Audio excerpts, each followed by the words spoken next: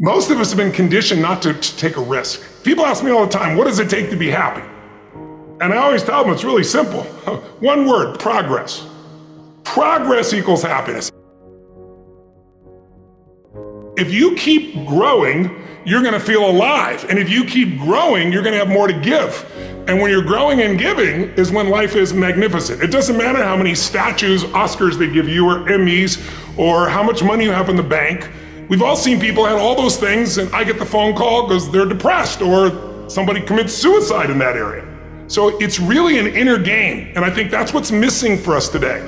Everybody's focusing on the outside world, and there's a lot of things in the outside world you'll never be able to control. You can influence, but you can't control it. This, your mind, your emotions, your body, you have 100% control over what you do with these things, and that's where the game is won. You win the inner game, then you win the outer game. But a lot of people spent their life trying to win the outer game, they won and they're miserable.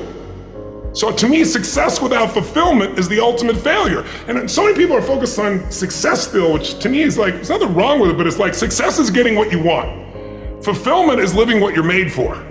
You know, and it's like fulfillment and success, they're not even the same universe. And there's nothing wrong with going for success, but you really gotta figure out what you're made for, and nobody knows in the beginning.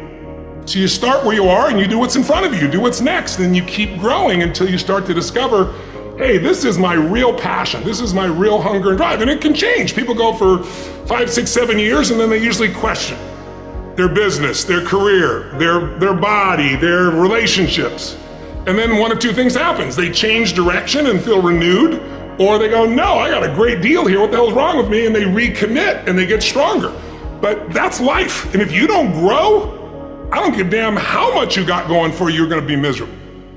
And so the people that right now are alive today are gonna have to grow in that environment. I really think we're at a season where there's gonna be a whole new level of growth. And what I just wanna do is be one of the many sources that can give people perspective, because here's the problem. A year ago, people thought we were coming out of, got vaccines now, and we're coming out of COVID, and it's gonna be all over now, and people are excited. But now, after going through 2 years of this, there's a lot of people now that no longer have a compelling future. Like, people talking about New Year's resolutions, most people don't even have one. Because it's like, they never followed through anyway, right? But at least they had something to look forward to. They're starting to get into learned helplessness. Learned helplessness is when something is so bad over and over again, you start thinking the problem's permanent. No problem is permanent. Or you start thinking the problem's pervasive because I haven't handled my finances, my whole world's over. Or because my relationship's bad, my whole world's over. Your life is bigger than that. Or all this is happening because there's something wrong with me. When you get to that point, you stop trying.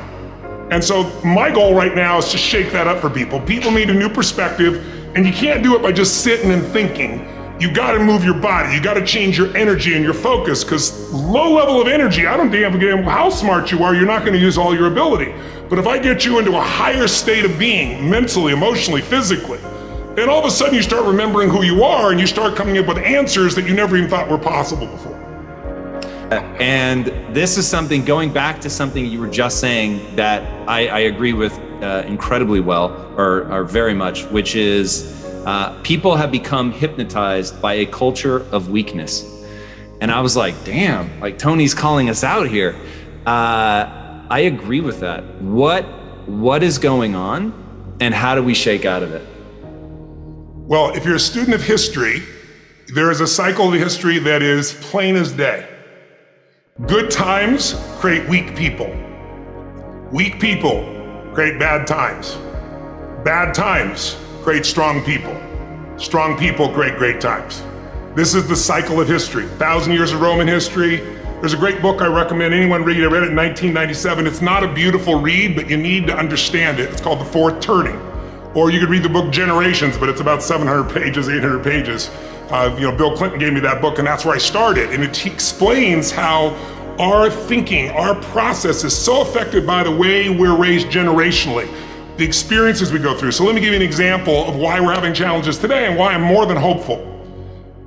Let's say you were born in 1910. Now think of it this way first. Remember I talked about pattern recognition, pattern utilization, pattern creation. What gave humanity its greatest jump in its capacity was pattern recognition around seasons.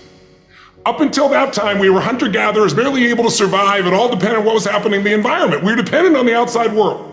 But once we understood the seasons, that planting in the springtime and then taking care of through the summer, boy, in the fall you can reap. And then there's gonna be winter and you gotta hang on to this stuff so you can survive. Once we recognized that pattern, humanity transformed. Communities were created, eventually cities and countries and states, right? So think of it this way. There's also a pattern of your history as a human. 0 to 21, 19 to 2021 is a springtime where everything's easy. It's easy to grow. Growth happens. You don't have to do squat. Your body grows, life grows. And some of us had a more protected childhood. Some of us had no protection. We had to step up and take care of things when we were 7 or 8 years old. But regardless, overall, it's a time in which people look out for you. You're taught things. You consume what you're taught. But once you come 19, 20, 21 roughly, and sometimes it's 16 for some people, 25 for others, but you get the picture, you enter a new season of life. You go to the summertime where you start testing and go, well, this is what I was taught, but do I really believe this shit? You know, this is what people say, but now I'm in a relationship, you know? And so all of this next 20 years is an explosive growth period if you work at it from 21 to 41. From 42 to 62 is a reaping time. If you planted really in the spring and you pushed hard through the summer, you're gonna reap. Now, if you didn't plant in the springtime, you're gonna weep in this season. You know, you're gonna be like, I don't have any money, I don't have any time, I don't know what to do, where am I going? But that's a season of power. That's when you really start to be able to lead companies, businesses, environments, and so forth. And again, some people get there earlier, some later, but overall, generationally, that's it. And then 63 to 83 is winter, and that winter time is a little different for somebody. Right now, that time is, maybe it's time, I'm an elder in the community, now it's time for me to mentor, to communicate. And if you're lucky, it goes 83 to, say, 103. Or the oldest living human is about 119, if you were lucky enough to do that. Maybe you get an extended period of time where you enter the next springtime. So there's seasons that you gotta understand, because if you plant in the winter, I don't care how hard you work, you get no reward. If you bought a house, sounds wonderful, in 2007, normally great, 2007, probably not so great, you're probably just starting to do okay in the last 3 or 4 years, right? So there's a timing to things. There's a timing in your life. There's also timing in history. So imagine you're born in 1910. When would you come of age? 19 years old, 1929.